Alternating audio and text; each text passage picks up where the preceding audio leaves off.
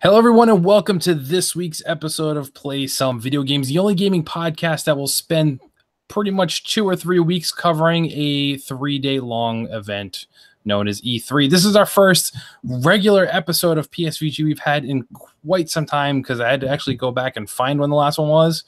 I thought it was before E3, but then remember we did the MomoCon episode, so that wasn't a regular episode. So here we are finally with a regular episode. It is I, your host, Kevin. Thank you so much for listening in and each and every week, hopefully telling some friends and spreading that good word. We appreciate you tuning in with me. We're taking it old school tonight. It's just Donnie and I. Sir, how are you? Greetings, Koopalings. What's up, Kev? Yep, it's just us. Just us, and we're both tired. So I don't know how this is going to work. Yeah, as I say, I feel like I'm letting folks down. I've been tired like the last 2 days, and I haven't been my peppy yourself. Yeah, we'll see. We'll see if we can get you riled up later on this episode. We'll see how it goes.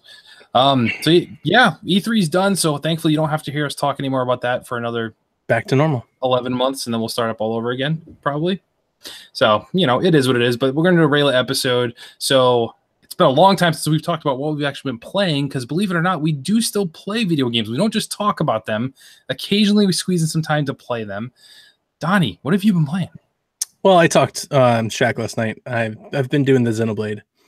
Mainly. I tried doing the Shovel Knight. Didn't work out, but I've been doing the Xenoblade. I'm in chapter 4 now.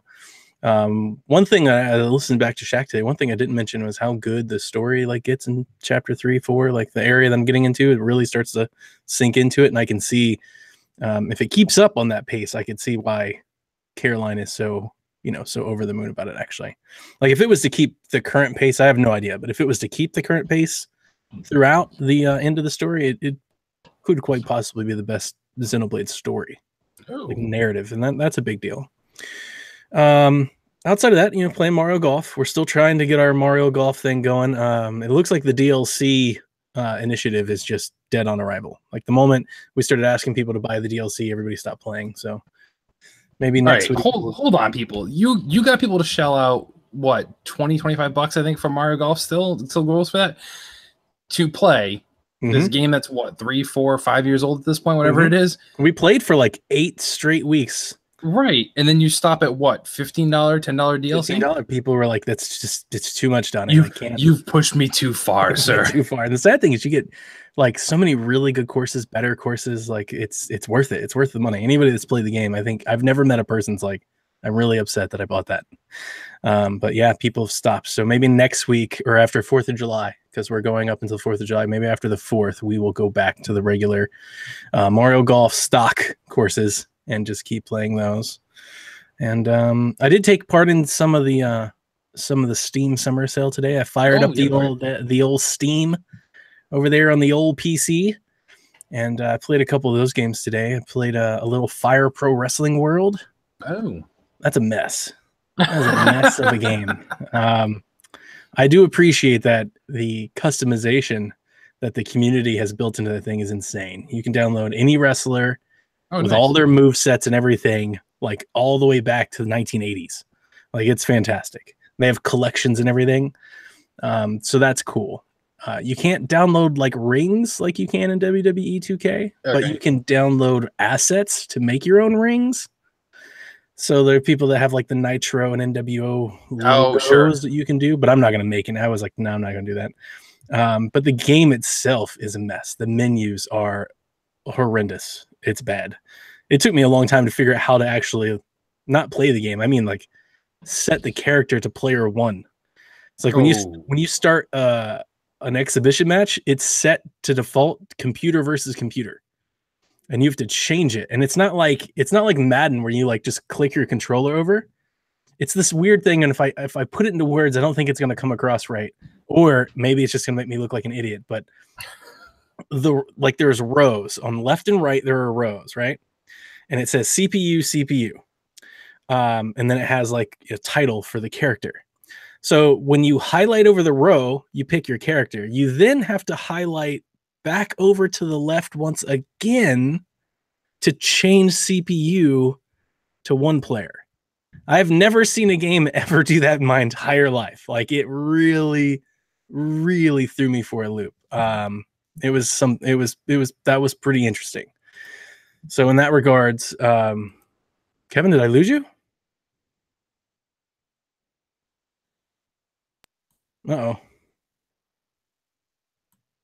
Back. I've got there. What happened? I like froze on my end. There you go. I got you back. Yeah, so I mean, I've never seen anything like that before. So it really threw me for a loop. So it took me a minute to figure it out, and there's really no instructions either. So it's like a lot of Googling, trying to figure it out. And the game itself, like getting the wrestlers that I downloaded into the game, and like when you're in the game and you select like to go online, like normally, like some sort of, I don't know, like lobby menu would pop up or something. It just launches the Steam Workshop, and then you have to navigate through all of the Steam Workshop menus and everything that's already there. So long story short, I was seriously sitting here playing this today, and I'm like, I don't know how this is going to how it's going to get to PlayStation 4 this fall. It's supposed to come this fall, and I'm like, I don't know what this is going to look like. They've got to redesign everything on the back end, I think, to make that work. But it is a fun kind of old school wrestling game. It's got a stamina mechanic in the game. It's not like a bar either. It's not like a bar that sits on the thing. Like your wrestler just starts breathing heavy, and if you run out of stamina, like you just stop, you can't do anything. And there's a button to breathe. So in between trying to execute moves or punches, you have to like press and hold. It's not fun. Ultimately, I don't want to keep going on about this. Ultimately, I paid $25 for it, and I'm really glad I didn't pay $50, because if I waited until the PlayStation 4 version, I paid $50, I'd be upset. Yeah. Like if this is what I paid $50 for, I'd be pretty pissed. That's understandable. On a good note, to end on a good note, I did start playing A Hat in Time, which is something I've been following for many a year. Oh yeah. And it's as advertised. It's pretty good. It's I've only played the first couple levels. I already enjoy it more than I ever enjoyed Ukulele. So, I mean, like if we're looking for a barometer there, I mean, I would say it's better than that. Camera, it's a 3D platformer for anybody that has no idea. This is a game that was being Kickstarted back in the Wii U day. So it's been out for a while. And I think it got to Xbox, maybe PlayStation 4. I think it got to Xbox. But I know it's on the Steam summer sale. I think I got it for $20, $16.99, something like that. And 3D platformer has like this. It's not everything but Switch apparently, which is weird because you think that would make the most sense. There you go. It's 3D platformer, has an art style that's very close to something you would imagine out of like Wind Waker. Mm-hmm. And it kind of jumps around like Mario, and it's got good camera control. So if any of that appeals to you, it's probably worth, $20. So I'm looking forward to playing it more. So I played the first couple levels and I said, man, this is as good as people said it, like as good as people said it was going to be, like, especially this is an indie game, so right. Like I wasn't going into it expecting to be blown away, and it kind of is overachieving. So I immediately was like, all right, I'm going to close this down. And then tomorrow I'll hook the laptop up to the TV and I'll start playing it on the TV and show it to the kids. Cause I think my daughter's going to like it a lot. The character is this little girl. She's got a little top hat. It's super cute. So I think she's going to be into it, but that's really it. That's what I've been playing the last week or so. Fair enough. All right. So I'll go over mine then. It's been a while for me, so I've talked about this. Fortnite, no need to talk about that. I'm playing that. Shaq Fu. So I was excited for this game for a while. We know I've had NBA Playground, so I was getting Shaq Fu for free, which in my mind I kept joking that this is the best deal ever because I'm getting a good game for having bought a terrible game. I'm right.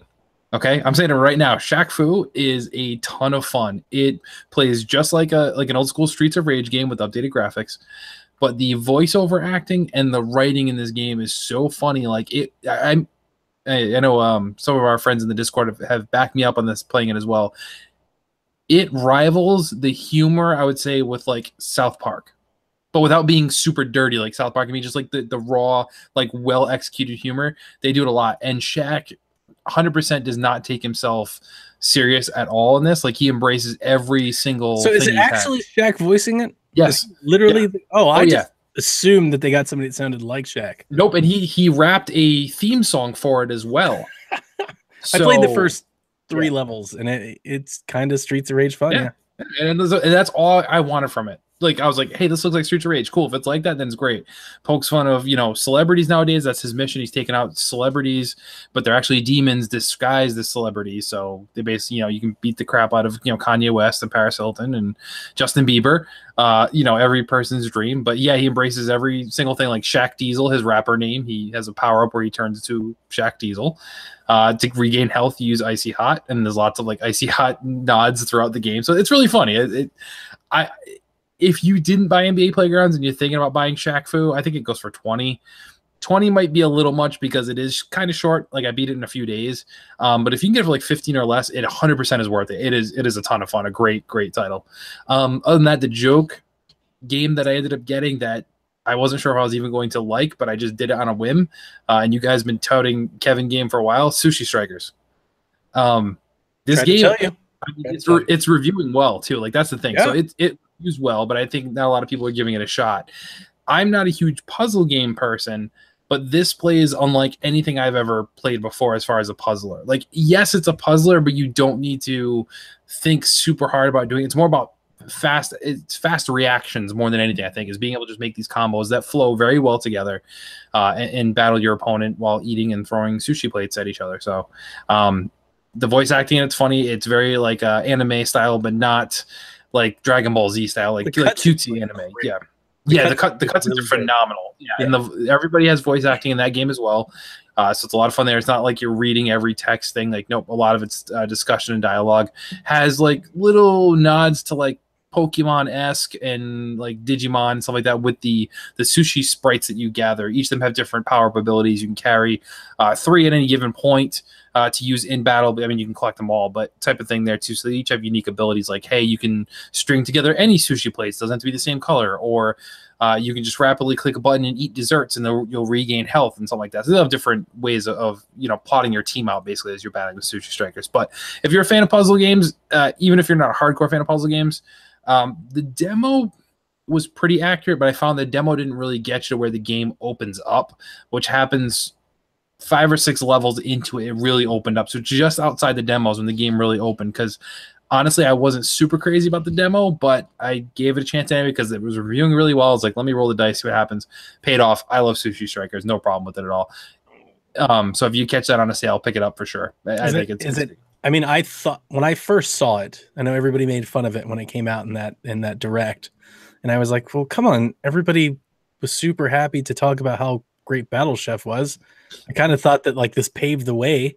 Like I found it interesting that Nintendo releases a puzzle game around, like matching food items, and everybody's like, oh, this is terrible.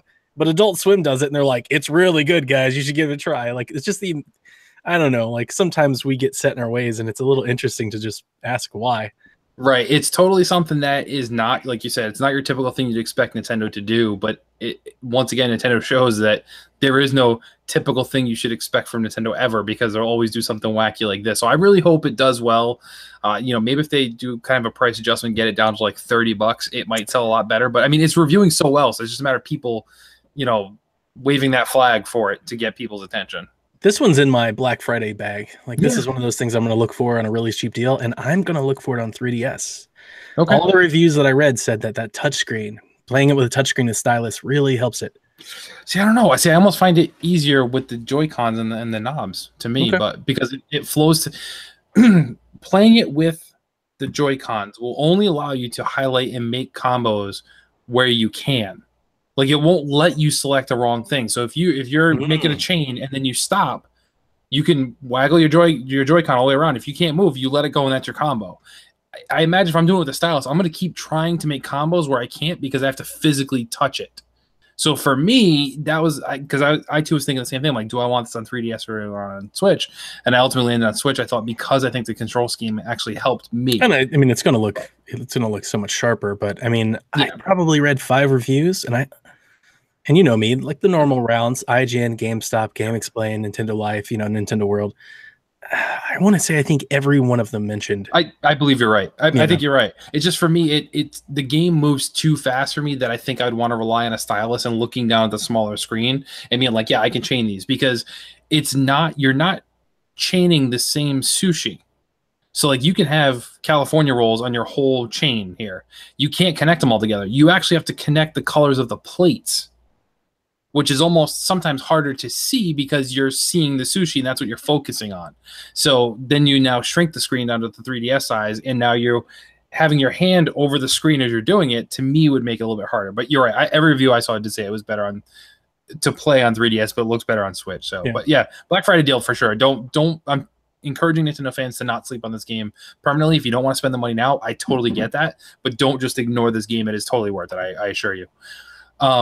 Next game, well, actually, I'll skip one here from my list. Going to Forza Horizon 3. So that was a game I'd never given a shot. The Xbox conference got me interested enough to say, okay, let me try this. And I said this to Nathan when we talked about Ubisoft briefly, I was wrong about this game a little bit, because when I saw Forza, I always saw in my head, this is just a racing simulator type game, which I do not like those. Like Gran Turismo, I do not like those games. This is much more arcadey, which I did enjoy. Now, that being said, I probably put about 10, 15 hours into this, and I'm done. I don't need to play it anymore. I will still play 4 on Game Pass when it hits there, no problem. Like, I'm all for that. But I don't see these being a series, even as good as they are, being something that I will play for 40, 50, 60 hours. It's just not appealing, but I did have a ton of fun with it. So it's no fault of the game, just not my style of stuff. I mean, we're really not all that different. Devin kind of made fun of me. I only played it for like 25. Yeah. I actually looked it up. I think it's like 23. I unlocked all the festivals. That's all I did. I didn't do that. I think I made it to the second area, like the urban downtown area of this. Did a couple races there, and I'm like, cool, I totally get what this game's trying to do. I love this concept. I'm okay with it, but I'm done. Like, I don't need to keep driving around finding boards to run over and other things like that, tracking down racers and challenging them to a race. Like, no, I just like competing in the races and the different events they had, and it was fun. The only thing I really enjoyed doing, I remember talking about it with Nathan when it came out and trying to trumpet it, because like you, I always was like, I don't really do Gran Turismo. I'm not really into this. And he kept trying to tell me, no, it's not that. And to be honest with you, while he was out there racing, while Mo was trying to prove to the world how great he was and everything, I was just bashing through signs and finding hidden cars. Like, I was doing nothing. I was just driving around. That's all I was doing. They were like, hey, you want to come run this circuit? No. I'm good. No, I don't. I'm going to crash this dude's backyard right now. I got to go find this truck. It's out in this shed somewhere. And I would just drive around, listen to music. And we found the Jurassic Park truck. Oh, and, nice. Like my son and me, we did. And then you got the Hot Wheels DLC. Like, I bought that, so you should get that. You should try that. I do need to try it. You're right. And I have it downloaded. And because I downloaded that in the Frozen Mountain or Winter Mountain, whatever it is, that other one. That was boring. But yeah, you're right. I do need to try the Hot Wheels. So I'm not That's more arcadey, like racing. Like if I would imagine if you were like, I want to go race down Everest, like that did it for you. I tried to race one of those. I was like, this isn't nearly as fun as the Hot Wheels. The Hot Wheels is much more fun. I will try the Hot Wheels. What it made me realize, and this isn't a knock at Forza at all, because they do it masterfully. Like, this is one of the best racers ever. It made me realize how much I miss MotorStorm. If you played those games on PS3. I never did. I love those games, and it just made me miss that, because for me that was just a little bit more arcadey and a little bit more over the top and kind of off-road racing. And I kind of wish it had just a little bit more of that, but it's still great. So, but that's all. I was a little, to be honest with you, I'm a little concerned, because all they really showed of Forza 4 is like all of like just races, and like how you can wreck into stones, but it was all just like races and real pretty graphics. And I was sitting there going, where are the signs? Where are the fireworks? Do I find hidden cars still? Like, I'm sure it's there because it's Forza Horizon. But they didn't highlight it. Yeah, they didn't talk about it. It's like, that's the whole point. Like, that's why people like me don't ever look at that game, because they present it like it's Gran Turismo. You're right, because you know, you wouldn't be able to tell by those trailers the difference between Forza Horizon or if it was a Forza Motorsport game, essentially, because the Motorsport's one that's more realistic, right? Yes, that's like all. You're right. The way it was presented, it could have been the same exact thing. It could have been either one of those games. You're right. Yep. So I'm always like, man, show somebody like flying off the edge of a cliff and busting through a thing. Like, go Burnout with it, or at least do 2 trailers, right? Do your awesome trailer to unveil it that shows how pretty it is in racing, and then have like a goofy 30 seconds at the end. You know, after you bring the car on stage and talk about it, then end with something really, really funny. I don't know. That was something I took away from the conference this year. I wish they did more of that. Sure, that's fair. A couple quick notes then. The last thing I'm going to talk about that I'm playing currently is Fragments of Him. So this is a game that came super highly recommended by Coach Mo, and he actually gifted it to me, which means he gifted it to you as well. It's a walking simulator, so we thought we'd enjoy that because you and I typically like those kinds of games. We might differ on which ones we like the best, although I think we agree Edith Finch so far has been the best one. We're always a sucker for a good story, and this one has it. So I don't want to give away too much because you haven't played it yet, obviously, and I do want you to at least try it. It's not terribly long. I looked up how long the gameplay says. It says it takes 2 hours, so it's not a long game. However, I think it's 2 hours of actual playing, and there's a lot of like loading screens and intermissions that kind of go on.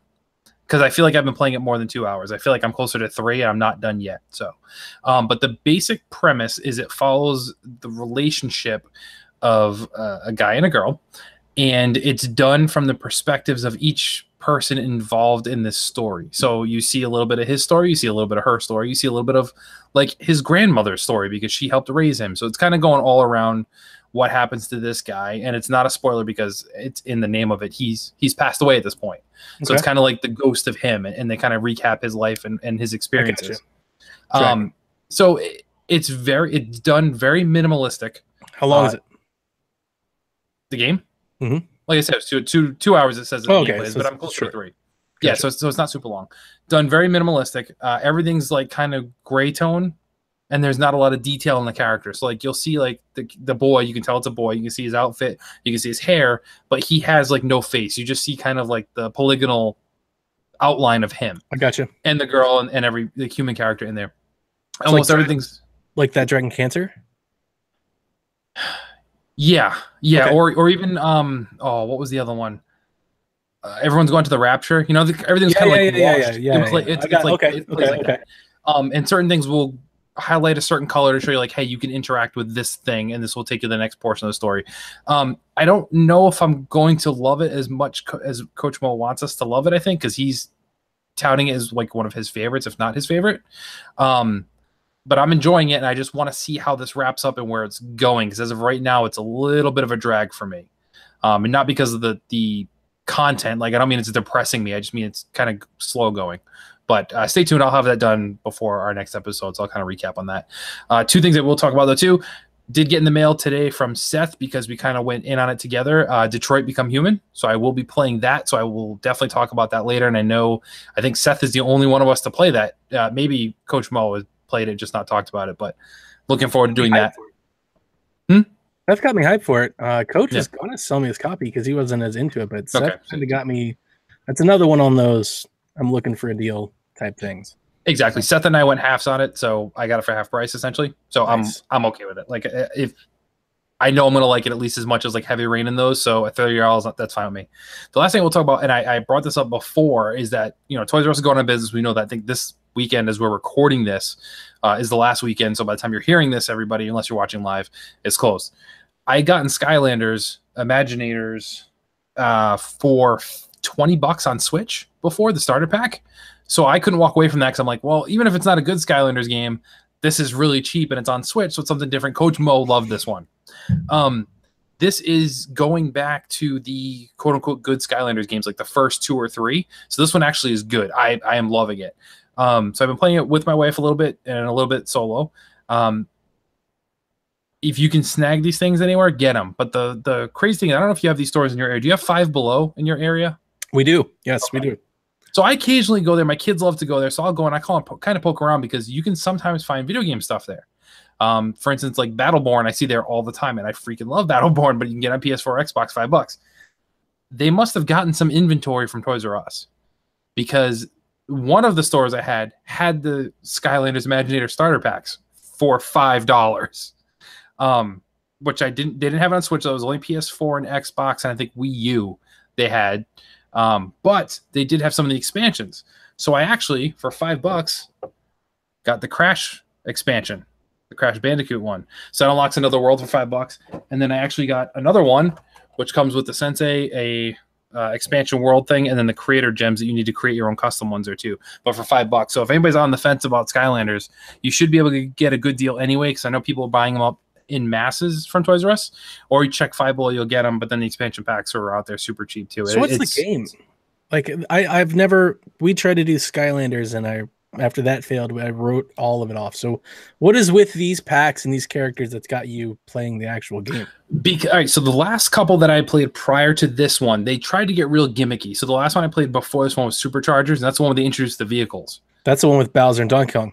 Yes. That's the last one. That's the one we tried. And I was like, never again. I didn't like it because of the whole, like, hey, you need a car to get to this part of the world, or you need a boat to get to this part of the world. And Skylanders had never locked content behind these figure paywalls, unless it was an expansion, which was like another world. That I understand. But like the base game, you could always get through the whole thing with what was in the starter pack. Then they started to get away with them with Trap Team and Supercharge and all stuff. This goes back where you can do the whole game with what you have outside the box. All my old Skylander figures work with it, which is awesome. So that's a plus. I have a huge collection from the first two.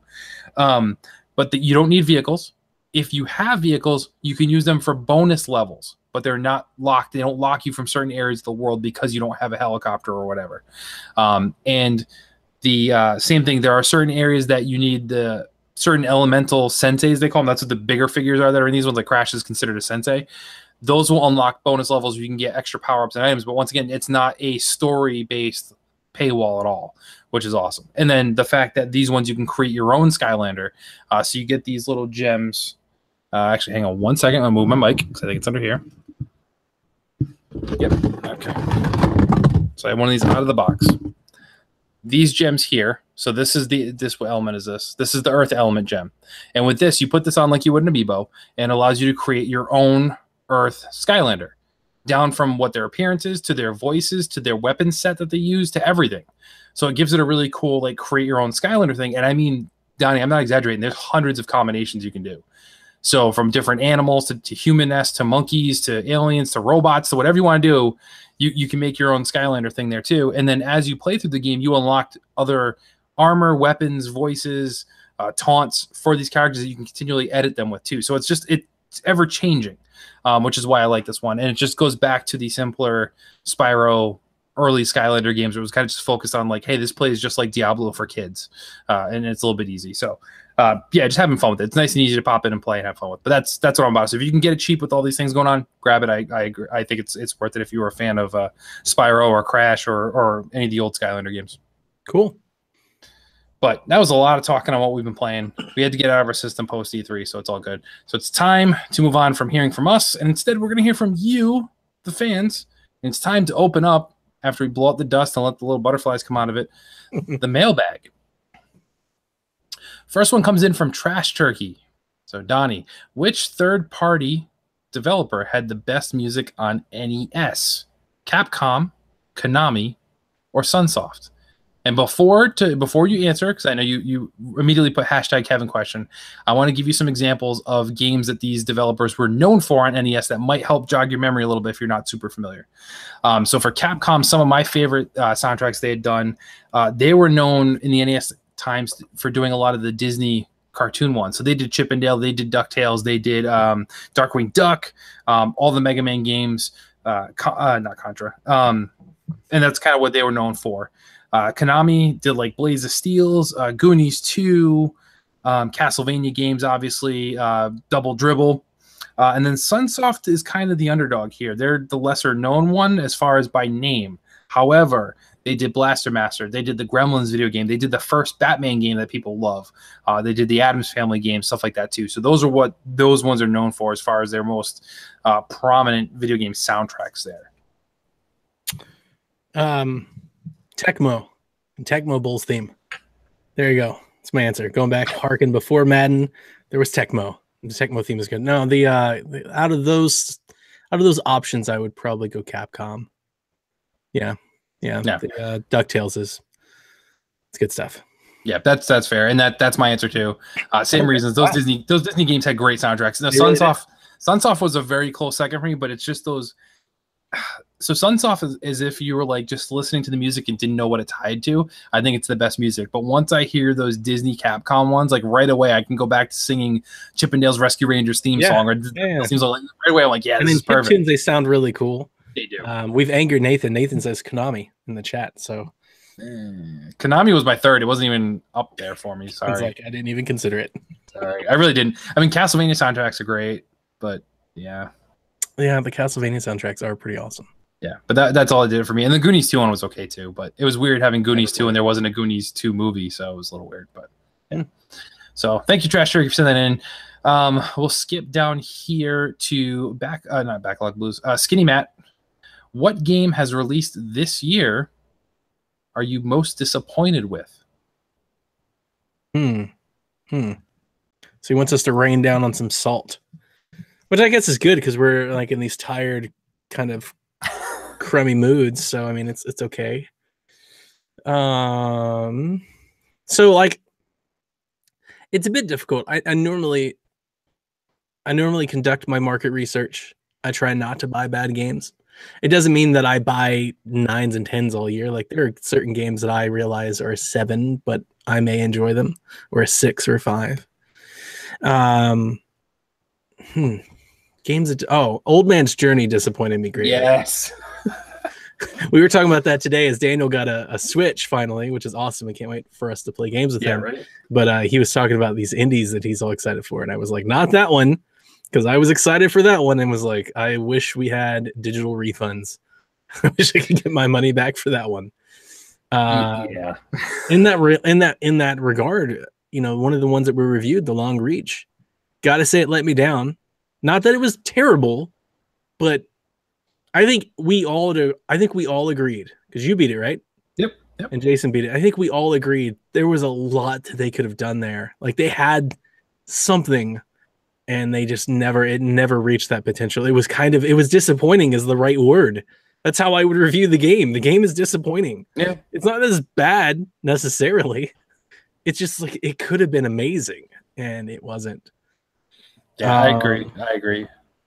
State of Decay, I think is disappointing. I feel out there a little bit on that one because I don't see there's a part of me that wants to call out Fanboy. Like, I want to call it out. Like, the people that are like, I love it. I'm like, of course you do. You know, like, I haven't seen a whole lot of people that I wouldn't think would love it, loving it. And the people that love it, like, they really, you know, they're like, it's amazing. And I don't know. I mean, everybody can have their own game, right? Just like Mo can hate Breath of the Wild. Yep. I don't think that game is amazing at all. Like, not even close. I found it to be repetitive.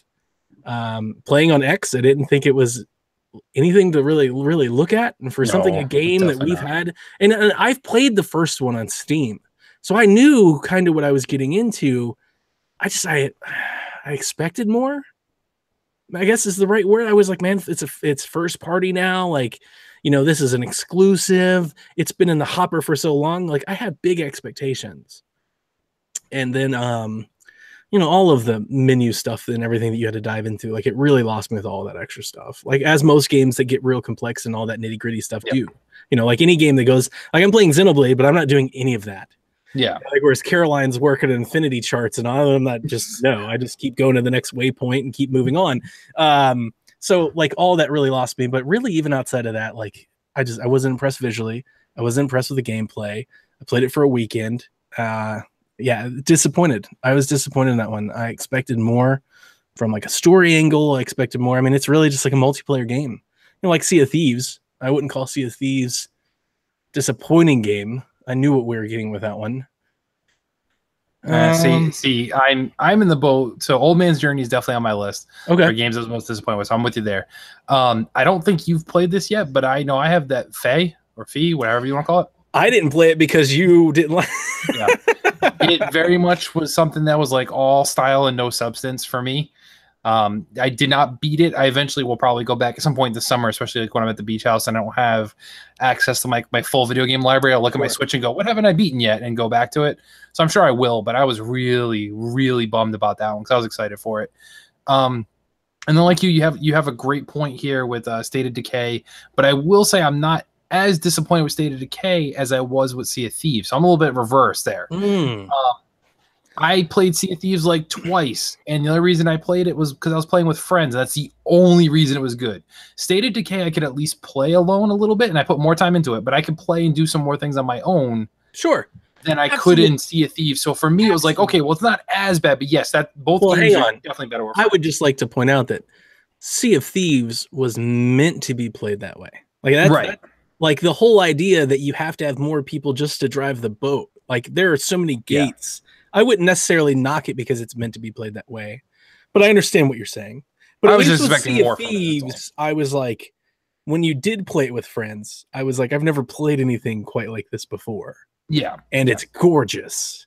You know, like and there were a few nights where I played, especially that night I played with it was Nathan, Mo, and I want to say Q, or Q was at least there with us. Yeah, I think Q was commenting. If you say, yeah, Jason, I think Jason was playing. Jason, that was a blast. We had so much fun. If we did that more often, I mean, I'd be totally down to play with more of it. But there's just like, you know, you reach a point where there's nothing to do. That's like that game's problem. Like they're like, just keep doing that. And it's keep doing those same 3 things over and over and over again. Okay. I don't want to keep doing that. I want to do something else. It'd be one thing if we could like go raid a fort or something, you know, like go do some epic quest. Or any semblance of a story might be nice, where it's like, hey, you have a point to doing all this. Like, I just wanted to go find treasure. Like that. My biggest thing with Sea of Thieves, I'm tired of everybody shooting at me. It's just, God, they need to go battle royale with that thing, because that's all people want to do. Yes. I get in there and I'm like, all right, I want to go try to find the Kraken, and I move 1,000 meters and I just die because everybody shoots cannonballs at me constantly. Or you don't even get off the island; people are attacking you. Yeah, that's my only thing with it. I want to live in that world. You know, like I want to do that. Yeah, I'm with you there. A Way Out. Are we ever going to try to play that again? You dogged me because we were talking multiplayer and Xbox, and I was like, dude. I forgot about that. I totally will try more of it with you, because I think it's, once again, that game literally is only fun because I'm playing it with you.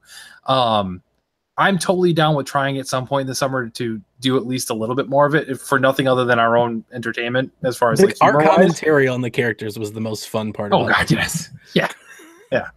But you're right. That was another thing that was disappointing. Where like we saw it and initially like, hey, this is a great concept. How does this work? Okay, the mechanism for gameplay is cool, but that's it. There's nothing else going for it. I wouldn't say it's cool. It's novel. It's like, that's unique. That's neat. That's different. Is it fun? No, not really. No, not. Is it good? Probably not. No. You know, putting that down for Far Cry 5 was the right decision. Yeah. I would have been really upset if we stuck with that one to finish it, only to delay Far Cry 5. Yeah. All right. So thank you, Skinny Matt. We have one more, which is technically a 3-parter here, Donnie, from Backlog Blues. Okay. First one. So they all in the same context. So we're halfway done with this year, gaming wise, especially. We're a little over that now at this point, actually. What are your current top 5 games? 5, regardless of system. So if you can't think of 5, do like 3, because he asked multiple questions. Yeah, I could. I would have liked to have been a little prepared, because I would have at least went and looked up the stuff I've been playing. Because I'm not even exactly sure the things that I've completed. Like there's a lot of indie games in there. Okay, so you know what? So while you do it, then we'll skip to his other ones then, because I think his other ones will be easier for you. Okay. What do you feel is your current game of the year? Far Cry 5. I'm the same way. Really? Oh yeah. So I think I'm the only one of us that both beat God of War. You haven't beaten that one yet. I haven't even played it yet. Okay. I was hoping to borrow it off you, but somebody else has it apparently. Yeah, and I don't. And Nathan's in the chat, and I don't even know if he's ever played it. Like I have yet to get. Know. He got a PS4 Pro, so he should be playing it. He should be playing it. Yeah, I think that's gonna put me. I question if that's gonna put me in like some sort of minority. Because I played both. I understand the justifications of both. I do think that God of War's like character models, their attention to detail is far greater than Far Cry 5. But after I played them both, especially now that I have time away from both of them, I cannot get over the fact that I enjoyed playing Far Cry 5 so much more. And you're talking to somebody who beat God of War in a week. Right. Like I plowed through that game in like 6 days. Yeah. And it was awesome. That game is really cool. Throwing the axe is super fun. But it's not Far Cry 5. Like Far Cry 5 is like GTA 5 fun. Like it's fun to just wreak havoc in this world. And the story I loved it. Thoroughly enjoyed. And the Seed family are some of my favorite villains. I need a sequel. Like I don't want to. Far Cry villain so good. I don't want a different one. I need a Far Cry 5 too. Like I need keep with the Seed family and let's pick up where we left off and let's run it back. They were great. That's why I wish the Far Cry 3 Classic, which I mean they might have patched it, I haven't gone back to it. I wish that ran better. No, I was saying I just wish it ran better and you'd enjoy it, because Voss, the villain in that one, is a phenomenal villain too, but you need to see more of him to get that, which if you only play like an hour or two of it, you're never going to see it. Yeah, I only played it. I wish it ran better. It runs like garbage on the X. See, it doesn't run like garbage for me, but I can see, like, I knew there was going to be a difference because it's a much older game, but it feels a little too different for me than what 5 did. I think because, let me think about this, putting this the right way. I think it's running poorly because it's on X being pushed to a 4K TV with super sampling. Oh, like because the correlation that I make is when I turn it on, I see these lines, not like physical lines that you like CC, but like the lines behind the picture. You remember the Wolfenstein 2 issue that I had? Yes. That's what I have. I have that. Plus, all of the shadows are super like stuttery. Like they blip like constantly, not like once, like constant. And the ocean, so like when you walk to a cliff, the ocean is like blinking, like super. It looks like a strobe light. Oh yeah, I recorded it. Like I was like, nobody's gonna believe me. And I think and you remember with Wolfenstein 2, I found the fix. What was the fix? Take it from 4K back down to 1080p. Yep. Far Cry 3 won't let me. There's no option to tone it down. Oh, okay. And I think that's it. The only like real solution is hook it up to a different TV or to literally go in through all of my Xbox settings and redo it all. And I just wasn't about that. I was like, well, I'm going to turn this off. And I never gave it the good old college try. So you said that it just got patched. Maybe it's better now. I haven't played it since then. I haven't gone back because I've been playing the Vietnam DLC for Far Cry 5. I don't think I'm going to play it. It's tough. I read the reviews and it's like all super stealthy and I was like, this is not this is not what I want. The perks, so the story is good. You die much easier though. And because the battles, they swarm you now in this one, like because you're in the jungle, so you can't see the guys too well in the first place as you're going through, because it's also been night. I think every time I've played, it's never been daytime, so I don't know if it changes at all. Nice. Or it takes place all in one night. I'm not sure. So it's hard to see in the first place because you're in the jungle, it's dark. And like if you trip one person, they scream out, and then all of a sudden you're swarmed by like 20 people. Like, and you just can't. You don't have extended bags, you don't have extra inventory slots. It's kind of like what you got is what you got. Deal with it. And then you don't get perks at all. Your perks, you do get up to 4 perks. I think you don't get to choose them; they're just unlocked automatically. But it's while you remain undetected. So if you level up to 4 perks, somebody sees you, everything's gone. So it's kind of like, so it's really hard. And that's more or less what I read in the reviews, and like that with the, like its emphasis on stealth. And I already thought Far Cry 5 as it's like as alone. I know all the reviews were like, there are a lot of reviewers that are upset that it was too easy. I thought it was challenging. There were several times in the game I thought it was the right balance. Yeah, I died several times. There were several instances where I died multiple times trying to get through, and I was just like, oh. Yeah. So I'm with you. I thought it was the right difficulty level for Far Cry 5, but yeah, this DLC is a little bit harder, so I'm anxious to see the next ones, which I think are going to be different. I think every DLC they do is going to have a very different feel to it, for sure. Stealth is not going to be involved in zombies or in alien invasions for sure. I guarantee that. All right, so next part of his question then. So we'll still hold off the top 5 games of the system while you can ponder that a little bit more. I'm trying to think. All right, so for the back half, what are the 5 games you're looking forward to? And do you anticipate any of them competing with your current game of the year? And if you want, I can go first, so you have time to think. I don't mind going first on this one. Okay, good. I'm excited for quite a few games, and this actually might bring us to what we really need to talk about. You and I need to discuss what we're going to buy each other on Xbox. Yeah, we do. I am most excited to play games that I've already pre-ordered.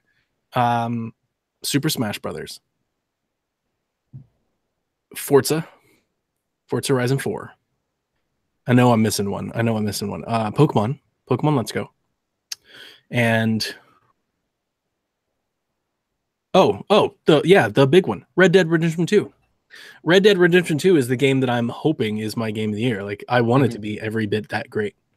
That's the one that I kind of have. That's my fall is kind of built around that game. Like I will stop purchasing and move things around and everything to play that game, and I hope it lives up to the Rockstar label.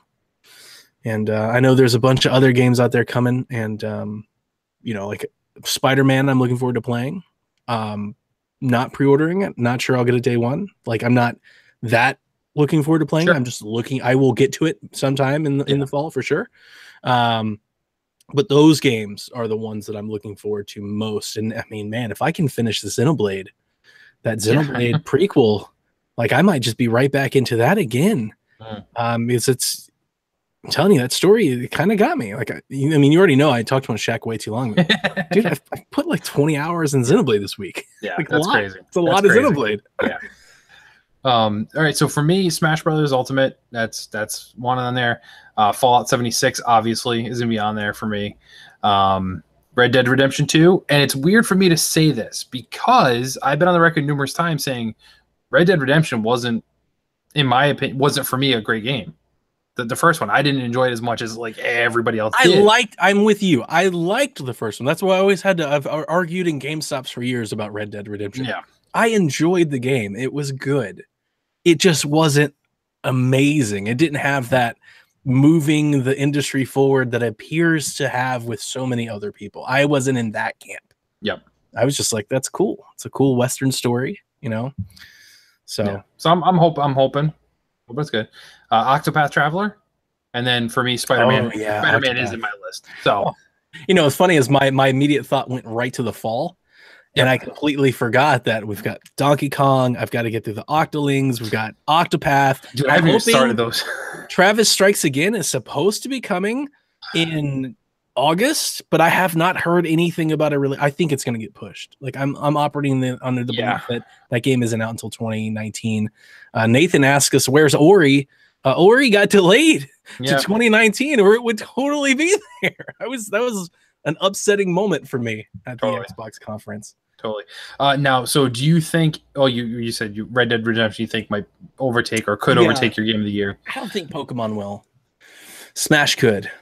I say Smash is tough because like I could see me sinking so much time into Smash, but then what I say like that's the best game I've played this year? I'm like, no, I just love Smash. Like it doesn't have to be good for me to love it. It's funny you say that because I think a lot of the feedback from people, all of the podcasts and Kotaku and Kind of Funny and all them, like people are like, well, how is Smash? And they're like, well, Smash is Smash.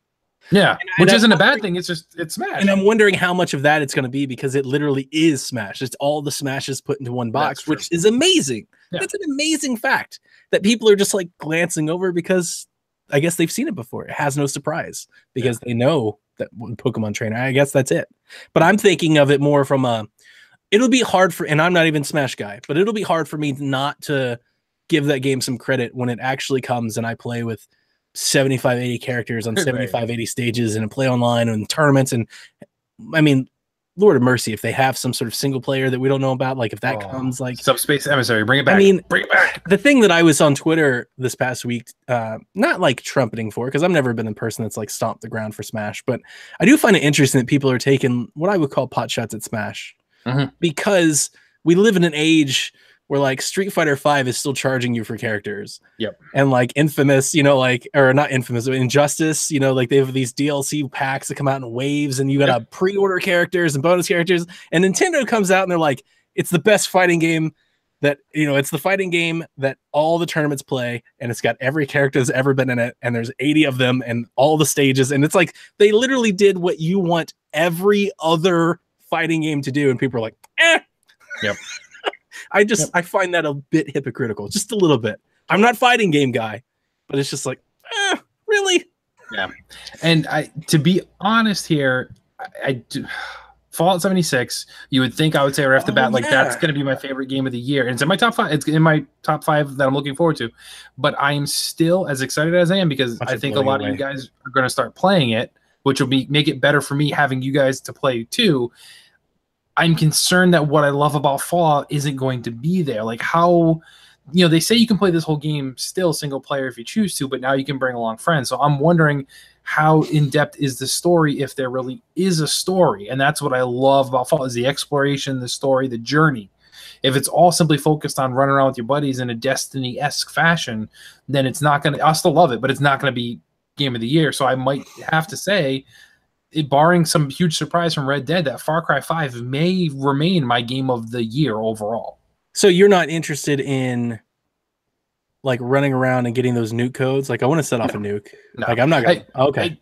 If it happens, sure, but I'm not going to be like gung-ho, like I need to launch a nuke at somebody. Like, I want to watch somebody do that. Like that's what I like. I'll YouTube somebody doing that. Exactly. Yeah, like I'll want to see what happens, sure, because I'm curious, but I don't want it to become Sea of Thieves where it's like, hey, I can't go anywhere because the second I step out, I'm either being attacked by people or somebody's nuking my settlement. Like, I just looked up some stuff while we're talking. So I'm gonna go way over 5, but I completely forgot. We have the Luigi's Mansion remake coming.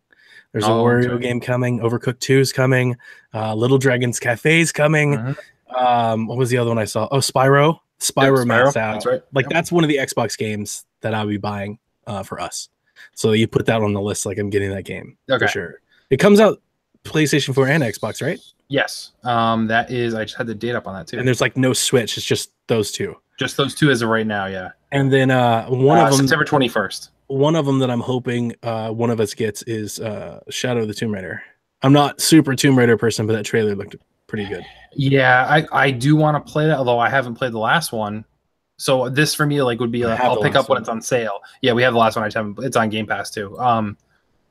So that's one I do want to play, but it's not a day one pickup for me. And then there's also another Xenoblade Chronicles DLC coming out September 21st. So that's the prequel stuff that I love that it's a separate physical box. Yeah.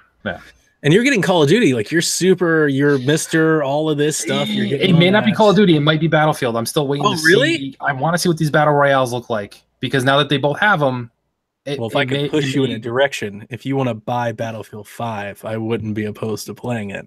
Okay, then I probably will do that because my brother-in-law is a Battlefield guy over Call of Duty, and he would be another person we play for. He'd be another person we can play with. So I will lean that way unless something with the Call of Duty Black Ops Battle Royale is absolutely banana sandwich. Just awesome. Then, but I mean, I'm going to get in Battlefield anyway, and who knows? Like, who we can? I'm probably still be playing Fortnite anyway, so it doesn't really matter. We get season 3 of The Walking Dead. Yep, which I'm totally going to be playing, and I'll be buying that on Xbox. And then Life is Strange season 2, so I'll be looking forward to that as well. Like there's, and I was actually, it's funny because I was thinking about this before we podcasted. I was like, man, there was a moment where at A3 I felt everything moved out of 18, but now that I look at the list, when you look at the list, there's plenty. And it's fine. It's better that stuff moved out of 18 because then you'd really be like, I got too much stuff to play. I'm already at that anyway, but it'd be even worse. Yeah, exactly. So for sake of time, we're going to skip the first part of his question, the top 5 games of this system so far, because we kind of just rattled off all these things we've loved. For me this year, to be honest with you, it's just Far Cry and God of War. That's it for me so far this year. Like that's my list. Yeah, I mean, for me, Far Cry was definite. Thimbleweed Park comes to mind right off the bat for me. Oh, did you say this generation or this year? This year. But I didn't play until this year. So okay, I'm counting as I. That's different. Okay. But yeah, that's kind of it. Like I've enjoyed quite a few games, but there hasn't been anything I'm like, this is amazing, except for those two for me. Hollow Knight's pretty amazing. Yeah, for you. Yeah, I still haven't played that yet. I probably should. But I have too much. You'll love it. You'll love it. I think so too. As long as I'll get frustrated though if I hit those super hard points like you It's hard. So yeah, that'll irritate me a little bit. All right, so thank you everybody for the questions there. You remember you can always tweet us at PSVG or mail us at playsomevideogames@gmail.com with your questions, and we'll get to them. We're going to start doing this regular again now that we're back into the regular rhythm of things. So next thing we're talking about is new releases coming out this week as you're listening to the podcast. Big titles released here. I'm going to go through them, Donnie, and we'll talk about anything that might interest us here as far as what we might want to pick up or play. So the Awesome Adventures of Captain Spirit comes out. So speaking of Life is Strange, that first... Now, is it one episode or is it the... I think it's just it. Okay. I don't think it's episodic. I think that's it. That's it. Okay. Which is fine. No idea how it ties into this universe. None. That's the thing too. Like, and I was not a fan of Life is Strange. I will openly admit that. I didn't play that second one that came out. That was a prequel. I have probably no intentions of playing the sequel. I do want to give this one a shot. This looked fun to me. And it's free, so why the heck not? Yeah. But I'm definitely going to give it a shot. Crash Bandicoot's Insane Trilogy is hitting Xbox One now, PC and Switch this week. The Blob. Did you play that game back in the day? So that's coming out for Switch. So that might be a cool one if you can get it on the cheap. I mean, I wouldn't spend $20 on it at this point, but that was a fun little game. If you're a fan of like Katamari Damacy or even Splatoon to an extent, I can see some Splatoon vibes off of that. So Far Cry 3 Classic Edition is available this week for everybody who did not have the Super Mega Ultra Far Cry 5 pass that we had. You'll be able to buy that separately now. Lumina's Remastered, I know you've talked about that a few times. That's dropping. I have it PS4, Xbox, PC, and Switch, so it's on all of the things, which is good to see. Nier Automata is coming to Xbox One next week. The Crew 2 drops on PS4 and Xbox One PC. I'm interested about that one. If that one reviews well, it could go in the Black Friday box. Seth should have some comments for you on that. I know he's in the beta and he's considering, because when I purchased my half of Detroit, I gave him some PSN credit for my portion. So he's already got a good chunk of that paid for, and I think he said he's going to sell some other things to make up for the rest, but he's leaning towards getting the Crew too. So we might get some hands-on feedback there for you. Very cool. Wolfenstein 2, The New Colossus is hitting Switch at the end of this week. Interested to see how people bite on that. We've heard some mixed things as far as it being on the Switch. Still in my head, getting a game like that on Switch at all is amazing, much like having Doom or anything like that there. So if it has some shortcomings, I can completely understand there. The only other things coming of note, so the Mario Rabbids Donkey Kong DLC will be hitting as well. 10 hours of DLC. Yeah. Dang. Yeah, and that's crazy. So like I have not purchased the the Octolings expansion, and I have not purchased the Rabbids DLC, and I have every intention on playing both of those. And I'm like, I have so much stuff to play, dude, and I want to play those because I loved Mario and Rabbids. Like that was a great game, and 10 hours of DLC, like that is the Octo DLC is longer than that. It's tough. Yeah, it's tough. It's like the Trial of the Sword for Splatoon. Oh, see that doesn't help me. Yeah. Because I don't think I finished the single player campaign on Splatoon 2. Actually, I don't think I kept playing multiplayer. So these are like challenges that they set you up with all the different weapons and they throw enemies at you, and it's not like just get through the stage. It's like get through the stage without getting shot. So it's Trial of the Sword stuff. Maybe I'll start with Mario Rabbids first. And then the only other thing of note, so the PlayStation Hits is out next week too. This kind of stealth greatest hits announcement that they didn't announce at E3, but they're coming out. So you got Battlefield 4, Bloodborne, Metal Gear 5, Ratchet & Clank, Street Fighter 5, Uncharted 4, Doom, and Yakuza 0 are all in that. You'll be able to pick them up for $20, which is a good deal if you haven't picked them up. I've played most of this list except for Bloodborne, which I have zero intentions on playing.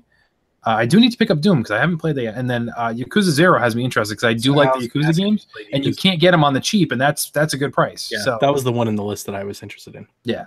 So that's it for releases for that week. So yeah, some interesting things coming along, right after E3, which is typically when we see a bit of a drought, which there's not huge blockbusters here, but there's a lot of good games for people who haven't been able to play it on other platforms. I'm excited for Lumines to be back, man. I really am. It's going to be fun stuff. It was a great little portable game. That's why I'm getting on Switch. And I'm glad that's available everywhere. And I can't wait to get into all that fun craziness again. Fair enough. So we've gone a little bit over our normal time here, so we're going to call it quits for this evening. So once again, thank you everybody for tuning in and hopefully telling a friend. Let us know feedback, and hope you're enjoying everything on the PSVG Podcast Network. Unless you've been under a rock, we have an announcement coming this week as you're listening to it. June 29th. Stay tuned to all of the things we do, and you'll get a little bit of a surprise there. That's all we're going to say about that. But Donnie, where can people find you, sir? You can find me over there on that Twitter at Playin Nintendo, and you can check all of our writing stuff and articles and podcasts over there on the blog at psvg.blog. Tell a friend about the show. Let them know that they can search us on all their stuff. We're on everything. Like I make sure now weekly that we're on everything. Yeah, so right. Castbox and Beyond Pod and iTunes and Google Play. We just dropped a new podcast app. So if you got a friend out there that loves video games and is looking for some video game radio, just tell them like, hey, search PSVG one day and just give it a try. Definitely. We appreciate that. But yeah, don't forget about psvg.blog. We've had actually a resurgence here of writing from some of the folks there on the team, with some reviews dropping, some stealth articles. Coach Mo's put up a couple opinion pieces while he's in his post-move off season, if you will. Yeah. But yeah, all that World Cup coverage. Seth did Legendary 11 and I did Soccer. Right. That's right. Days. We just hit both of them. And we have a new review for an indie game coming soon. Fair enough. There you go. So stay tuned to all of the things, everybody. We appreciate you listening. You can follow me if for some odd reason you want to at psvg.kevin. You can follow the site just simply at psvg. So stay tuned, buckle your seatbelts, everybody. It's all been building towards this. But more importantly, we always ask that you never, ever, ever, ever, ever, ever, ever, forever, ever stop gaming.